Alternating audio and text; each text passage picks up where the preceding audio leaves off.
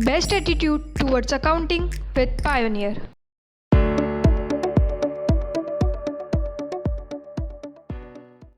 आनंद मंगल। हमने बात करी थी बच्चा लोग डिस्काउंट के ऊपर।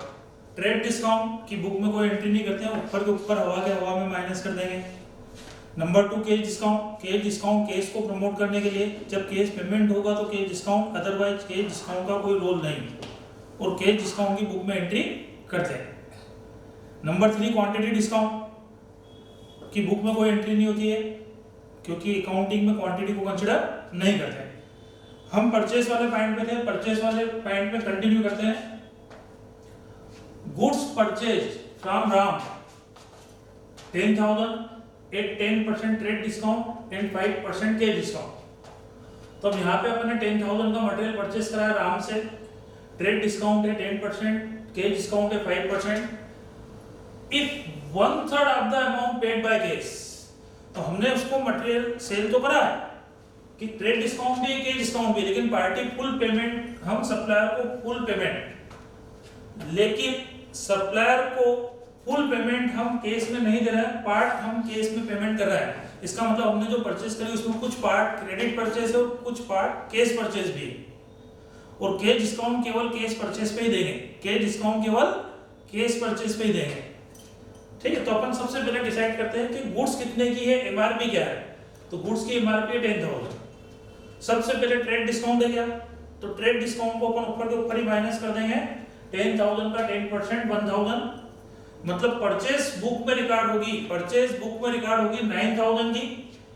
अब 9,000 की परचेस है, हम उसमें से पेमेंट कर रहे हैं 1/3 पेमेंट कर रहे हैं, इसका मतलब 2/3 पोर्शन हम पेमेंट नहीं कर रहे हैं। 1/3 पेमेंट कर रहा है, इसका मतलब 2/3 पोर्शन पेमेंट नहीं कर रहा है।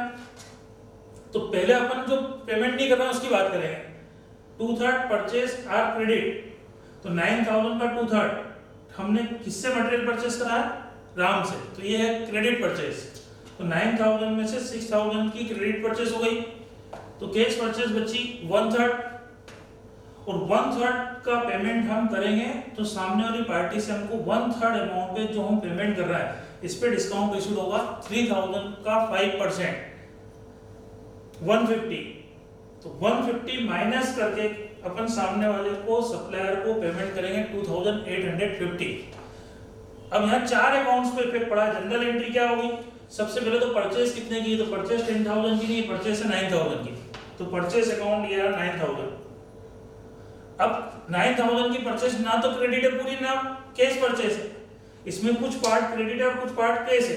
तो जो क्रेडिट परचेस है उसके आगे आ जाएगा सप्लायर का नाम, टू राम, परचेस अकाउंट ये 9,000, टू राम, क्रेडिट परचेस है 6,000 की, और बचे हुए 3,000 का पेमेंट हम कर रहे हैं। तो कैश डिस्काउंट 3,000 पे ही मिला अपने को 150, तो हमने फाइनल पेमेंट करा है 2,850। तो फाइनल एंट्री अपनी हो गई, परचेस अकाउंट या 9,000, उसमें क्रेडिट परचेस है तो टू राम 6,000, रिमेनिंग अमाउंट अपन पेड कर रहे हैं डिस्काउंट माइनस करके, तो पेमेंट हुआ है 2,850 और डिस्काउंट में आए हैं, रिसीव हुआ डिस्काउंट इनकम है 150। तो 4 अकाउंट पे इफेक्ट हुआ है। परचेस टोटल 9,000 की है, उसमें से कुछ क्रेडिट परचेस है, कुछ कैश परचेस है। क्रेडिट परचेस पे कैश डिस्काउंट नहीं है, कैश परचेस पे कैश डिस्काउंट है, क्योंकि कैश डिस्काउंट कैश पेमेंट पे होगा। Is it clear? ठीक है, सेम पॉइंट में एक और लेता हूं। Goods purchase from Ram 40,000 at 10% trade discount and 5% के discount if 1/4 amount paid by cash. तो सबसे पहले तो गुड्स की एमआरपी 40,000 है, ट्रेड डिस्काउंट पहले अपन ऊपर के ऊपर ही माइनस कर देंगे 10%, तो 40,000 का 10% माइनस करके बचे 36,000। 36,000 की परचेस है, परचेस अकाउंट में 36,000 डेबिट होगा। अब हम उसको पेमेंट कर रहे हैं 1/4 अमाउंट पेड कर रहे हैं, इसका मतलब 3/4 अमाउंट पेड नहीं कर रहा है, 3/4 की क्रेडिट परचेस है, तो 36,000 का 3/4 की क्रेडिट परचेस है 27,000 की, तो 36 में से 27 की क्रेडिट परचेस है, तो रिमेनिंग अमाउंट 1/4 जो बचेगा वो 9,000 है, और 9,000 का सप्लायर को जब हम पेमेंट करेंगे तो 5% डिस्काउंट माइनस करके करेंगे। 5% डिस्काउंट ओनली 9,000 पे रिसीव होगा, तो 9000 में से 450 माइनस करके फाइनल पेमेंट करेंगे अपन 8550। तो एंट्री वही हो गई अपनी, परचेस अकाउंट दिया 36,000 पूरा amount, to Ram 27, to cash 8550 और टू डिस्काउंट 450। मेरे हिसाब से बात अच्छी तरह से क्लियर हो गई। तो अभी तक जो एंट्रीज अपन ने करी है लास्ट लेक्चर में और आज, ये परचेस से रिलेटेड हर पॉइंट अपन ने डिस्कस करा हर एंगल से, case purchase, credit purchase, trade discount, case discount, trade और केस डिस्काउंट दोनों, ट्रेड और केस डिस्काउंट दोनों भी है, साथ में पार्ट पेमेंट हो रहा है। तो परचेस को अपन ने हर एंगल से कवर करा है। क्लियर है? चलो, परचेस रिटर्न या goods return to Mohan, Mohan से जो हमने मटेरियल परचेज करा था वो मटेरियल हमने मोहन को रिटर्न कर दिया। Goods return to Mohan, purchase return to Mohan, या इसको रिटर्न आउटवर्ड भी बोला जाता है। ठीक, तो गुड्स गया तो मोहन अकाउंट या टू परचेज रिटर्न या रिटर्न आउटवर्ड, या तो परचेज रिटर्न के नाम से अकाउंट ओपन करेंगे या रिटर्न आउटवर्ड, हमने मटेरियल सप्लायर को वापस किया, आउट किया। तो एंट्री हो गई परचेज रिटर्न की बेटा, Mohan to purchase return.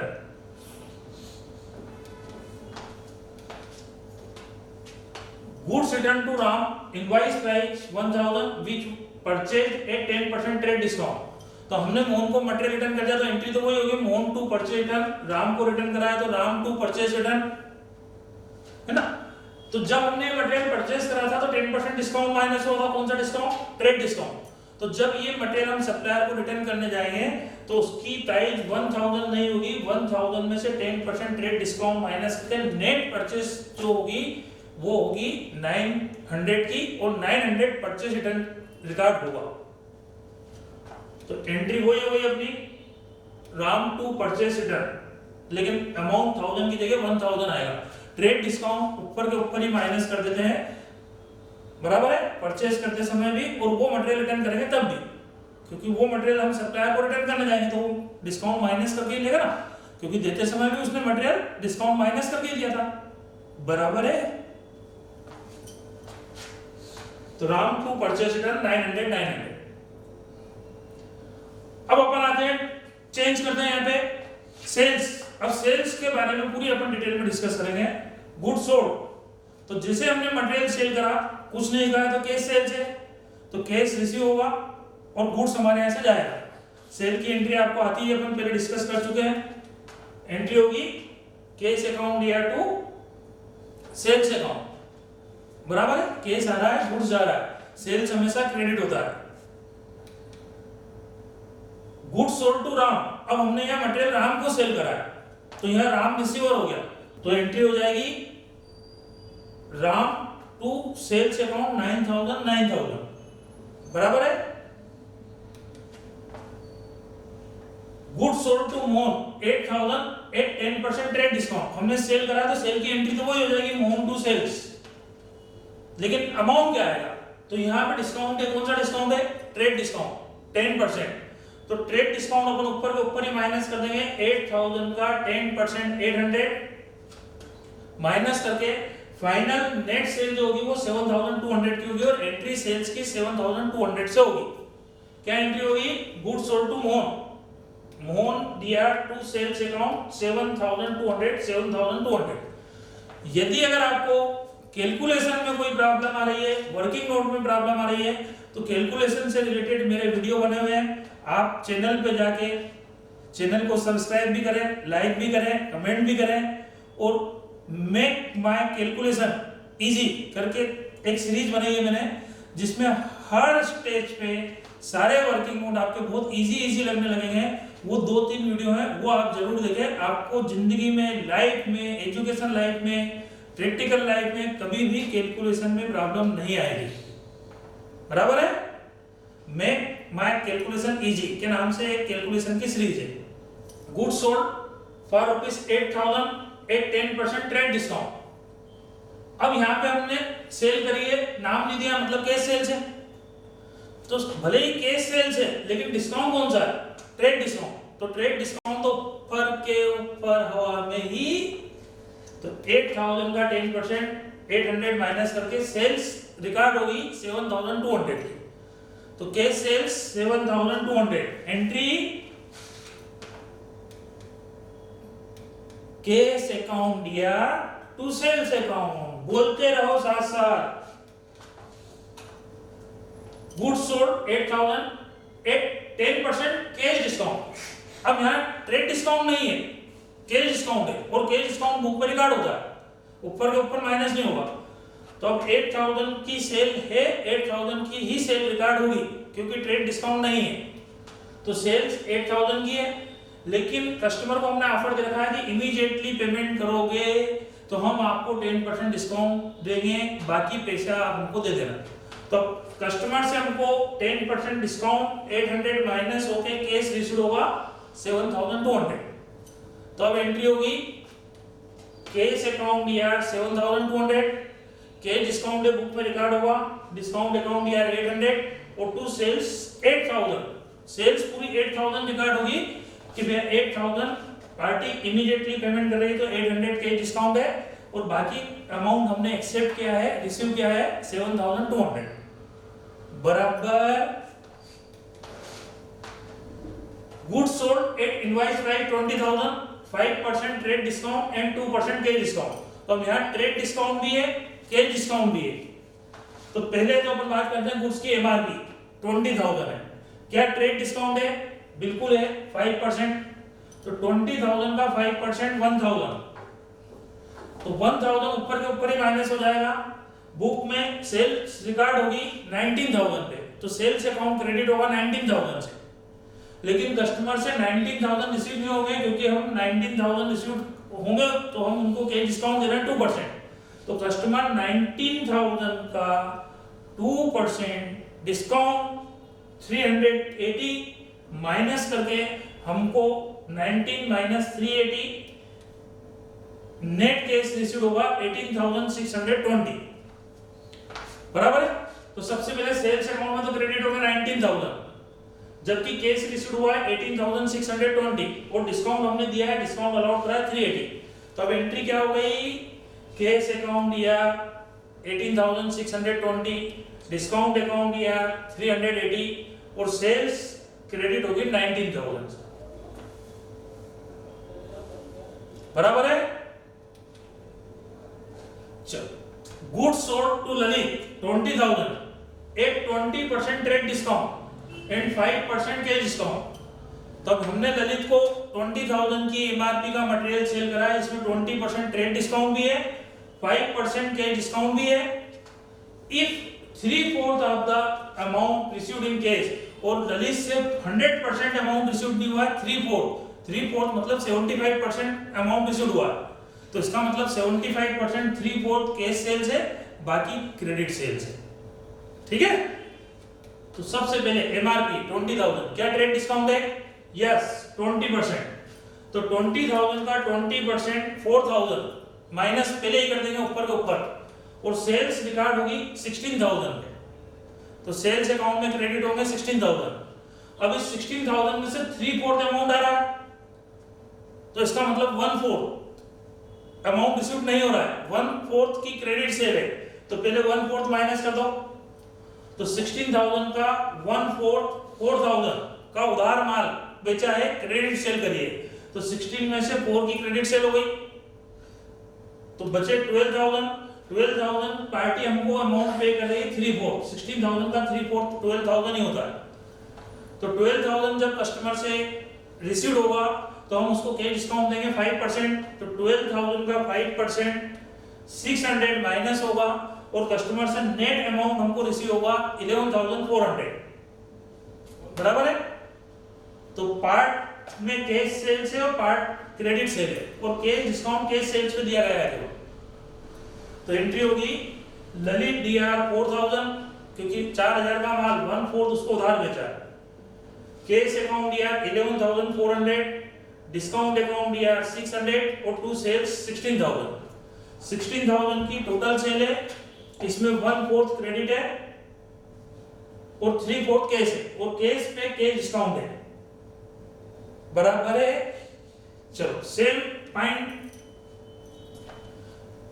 Goods sold to Lalit 80,000, 10% trade discount, 5% cash discount दिए। 3/4 of the amount received in cash, मतलब 100% अमाउंट कैश में नहीं आया।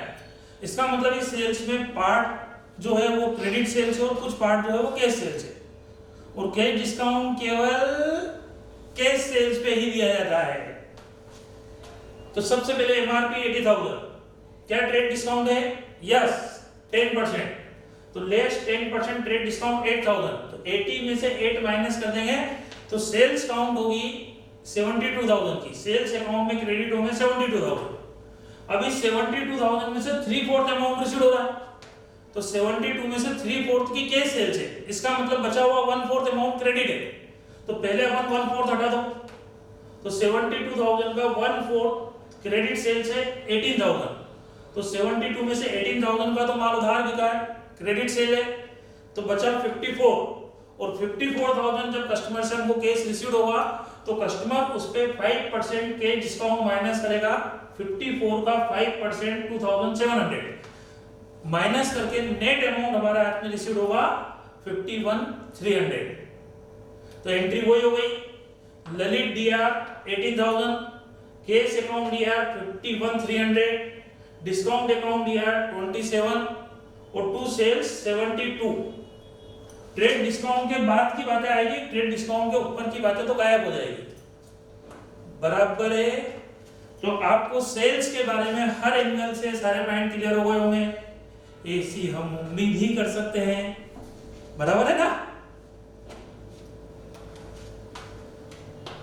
गुड्स रिटर्न बाय राम, हमने राम को कस्टमर को माल सेल करा था, वो मटेरियल कस्टमर से रिटर्न आ गया, मतलब सेल रिटर्न, रिटर्न इनवर्ड, तो गुड्स आया है तो सेल रिटर्न अकाउंट दिया टू राम, सेल्स क्रेडिट होगा, सेल रिटर्न डेबिट होता, ठीक है ना? Goods return by Ranu, invoice price 2,000 which sold at 5% trade discount.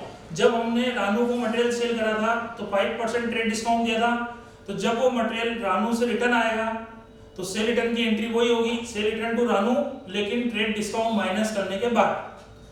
तो एमआरपी है गुड्स की 2,000, ट्रेड डिस्काउंट है 5% 100, इसका मतलब सेल्स रिटर्न 2,000 ना होते हुए सेल रिटर्न की एंट्री होगी 1,900 पे, ट्रेड डिस्काउंट ऊपर के ऊपर, तो सेल रिटर्न की एंट्री वही, सेल रिटर्न अकाउंट दिया टू रानू, लेकिन अमाउंट 2,000 ना आते हुए 1,900 आएगा, 1,900। एक्वायर्ड फर्नीचर, एक्वायर करना मतलब परचेज करना। एक फर्नीचर आज हमने खरीदा है, तो फर्नीचर आया, कुछ नहीं कहा है तो केस परचेज ही है, केस गया, एंट्री बको बको फर्नीचर अकाउंट दिया to cash account. Acquired furniture from Gopal, तो फर्नीचर एक्वायर्ड करा गोपाल से, नाम दिया है मतलब क्रेडिट परचेज है, तो फर्नीचर आया है तो फर्नीचर अकाउंट तो डेबिट ही होगा। अब ये फर्नीचर किसने दे दिया आपको, गिवर कौन है, गोपाल, तो गोपाल का अकाउंट हो जाएगा क्रेडिट, एंट्री हो गई फर्नीचर अकाउंट दिया टू गोपाल। फर्नीचर केस में परचेज करते हैं तो फर्नीचर अकाउंट दिया टू केस, क्रेडिट में परचेज करा तो फर्नीचर अकाउंट दिया टू सप्लायर पार्टी गोपाल।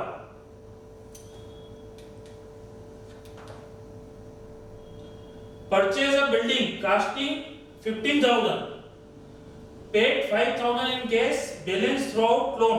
तो हमने एक बिल्डिंग 15,000 की एक्वायर की है, परचेज की है, हमने अभी 5,000 का पेमेंट कर दिया है, बाकी का 10,000 हम बाद में दे देंगे।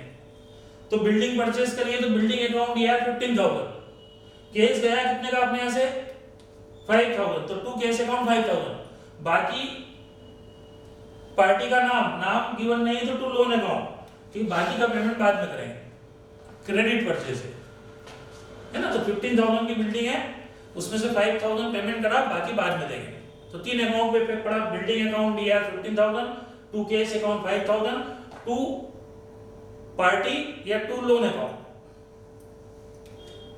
और machinery purchase from Gopal 10,000 and carry paid by him on our behalf 1,000।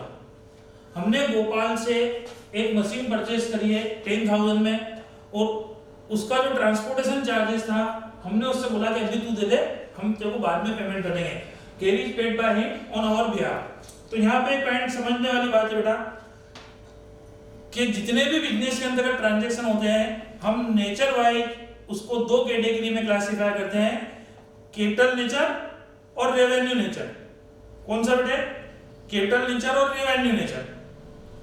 तो ये जो एक्सपेंसेस लग रहा है वो कैपिटल नेचर का एक्सपेंसेस है या रेवेन्यू नेचर का? तो कोई भी प्रॉपर्टी, चाहे हम वो fresh property, new property purchase कर रहे हैं, सेकंड हैंड, फर्स्ट टाइम हम कोई भी प्रॉपर्टी परचेस करते हैं तो उस प्रॉपर्टी को परचेस करने से लेके उसको लाने, लगाने, इंस्टॉलेशन करने, फर्स्ट टाइम यूजेबल बनाने में जितने भी एक्सपेंसेस होंगे वो सब कैपिटल नेचर के एक्सपेंसेस होते हैं और असेट्स की कास्ट में ऐड होते हैं। कैपिटल नेचर के एक्सपेंसेस होते हैं और असेट्स की कास्ट में ऐड होते हैं, उससे असेट्स की वैल्यू बढ़ जाती है और वो उस असेट्स के अकाउंट में ही डेबिट होंगे, एक्सपेंसेस अकाउंट में डेबिट नहीं होंगे, क्योंकि वो बिजनेस का नॉर्मल एक्सपेंसेस नहीं है, रेवेन्यू एक्सपेंसेस नहीं है, वो कैपिटल नेचर का एक्सपेंसेस है। फॉर एग्जांपल मैंने एक सेकंड हैंड कार खरीदी 2 लाख की, मैंने क्या यार इसकी पोजीशन अच्छी नहीं है, मैंने उसकी डेंटिंग और पेंटिंग पे 50,000 इमीडिएटली लगा दी। अब जैसे लोग मेरे से पूछते हैं वो कार कितने की पड़ी, तो मैं बोलता हूँ 2 लाख प्लस 50,000, 250। मतलब जो कार की परचेज प्राइस थी वो भी कैपिटल एक्सपेंसेस था, कार अकाउंट में डेबिट हुआ था, और जो उसके डेंटिंग और पेंटिंग पे 50,000 लगे वो भी कैपिटल एक्सपेंसेस है, कार अकाउंट में ही डेबिट होंगे, कार की वैल्यू बढ़ जाएगी। बात समझ में आ गई? कोई भी प्रॉपर्टी फर्स्ट टाइम जब हम परचेस करेंगे तो उस प्रॉपर्टी को परचेस करके उसको इंस्टॉल करने, लाने, लगाने, यूजेबल बनाने तक पहली बार फर्स्ट टाइम जो एक्सपेंसेस होंगे वो कैपिटल नेचर के, वो असेट्स की कास्ट में ऐड होंगे, असेट्स अकाउंट में डेबिट होंगे। बस इतना ध्यान रखना अभी तो मैंने एक मशीन परचेस करी है, मतलब असेट्स परचेस करी गोपाल से, मतलब क्रेडिट, और वो मशीन को लाने में 1,000 रुपए लग गए। तो मशीन वो मेरे प्रीमाइसेस तक आते आते कितने की पड़ गई? 11,000 की। तो मशीन अकाउंट में डेबिट होंगे 11,000। अब ये क्रेडिट परचेस करी मशीन गोपाल से, तो गोपाल को 10,000 पेमेंट करना है और उसका जो ट्रांसपोर्टेशन चार्जेस था 1,000, वो हमारे कहने पे, हमारे बिहाफ पे अभी गोपाल ने पेड कर दिया है। तो मशीन के 10,000 भी गोपाल को देना है और ट्रांसपोर्टेशन चार्जेस के 1,000 भी गोपाल को देना है। इसका मतलब अभी हमने हमारी जेब से कोई पेमेंट नहीं करा है, फुल पेमेंट गोपाल को देना बाकी है। तो एंट्री हो गई मशीनरी अकाउंट यार 11,000 टू गोपाल 11,000। बात क्लियर हो गई? यहाँ पे एक वर्ड चेंज हुआ इसमें, machinery purchase from Gopal 10,000 and carriage paid on it 1,000।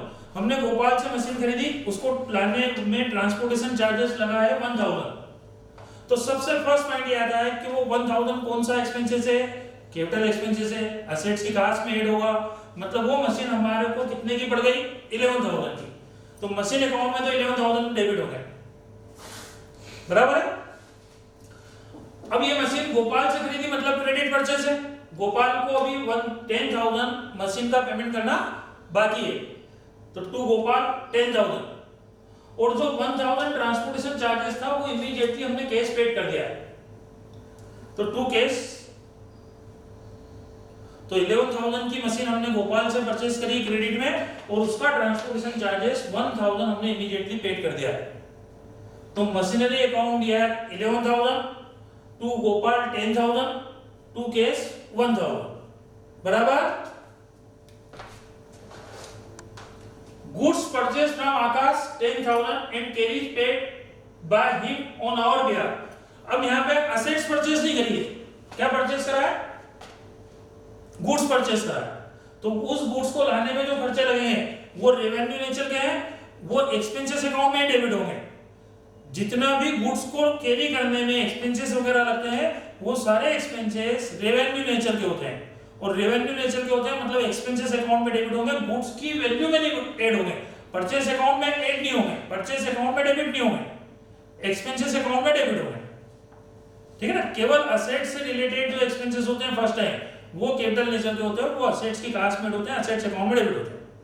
Goods के लिए नहीं, गुड्स से रिलेटेड एक्सपेंसेस रेवेन्यू नेचर के होते हैं। तो सबसे पहला point, goods purchase from Akash 10,000 तो परचेस अकाउंट दिया है 10,000 एंड कैरेज 1,000, तो कैरेज अकाउंट दिया है 1,000 कि परचेस 10,000 की है, कैरेज 1,000 एक्सपेंसेस लगा है, कैरेज अकाउंट में डेबिट हुआ 1,000 और ये गुड्स हमने आकाश से क्रेडिट पे परचेस करा था और ट्रांसपोर्टेशन चार्जेस भी आकाश ने हमारे बिहाफ पे हमारे कहने पे अभी दे दिए हैं, तो हमको आकाश को 10 + 1 11,000 का पूरा पेमेंट करना बाकी है। तो एंट्री हो जाएगी परचेस अकाउंट दिया 10,000, कैरेज अकाउंट दिया 1,000 टू आकाश 11,000 बराबर है। Goods purchase from Akash 10,000 okay, carriage paid 1,000, तो ये दो अलग अलग ट्रांजैक्शन होगा। Goods purchase from Akash credit purchase है तो इसकी अलग एंट्री कर दो, परचेस अकाउंट दिया टू आकाश 10,000 और ट्रांसपोर्ट वाले को ट्रांसपोर्टेशन चार्जेस कैरेज का पेमेंट हमने इमीडिएटली कर दिया तो उसकी अलग एंट्री कर दो, कैरेज अकाउंट दिया टू केस। यहां हम कंपाउंड एंट्री नहीं करेंगे क्योंकि ये दो अकाउंट अलग है, ये दो अकाउंट अलग है, ठीक है ना। इसके अगले पॉइंट में दोनों जगह पे आकाश क्रेडिट हुआ था तो अपन ने आकाश को टोटल अमाउंट से क्रेडिट कर दिया था, वहां कंपाउंड एंट्री कर दी थी, बराबर है।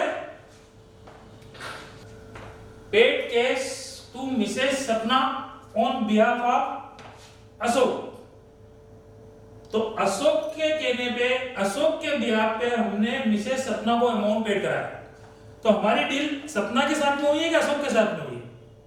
फॉर एग्जाम्पल मेरे को मिस्टर अशोक को कोई पेमेंट करना है तो मैं उसके यहाँ गया, मैंने अशोक ना मिला, मेरे को उसकी वाइफ मिली मिसेस सपना, तो मैं भाभी को पैसे दिया है, मैंने कहा भैया आया तो ये हमको दे देना, तो मैंने पेमेंट सपना के हाथ में जरूर दिया है लेकिन मेरी और सपना की कोई डील नहीं है, मैंने अशोक के बिहाफ पे पेमेंट करा है तो मेरे यहाँ पे डील अशोक के साथ हुई है, इसलिए मैं एंट्री करूंगा अशोक अकाउंट दिया टू केस।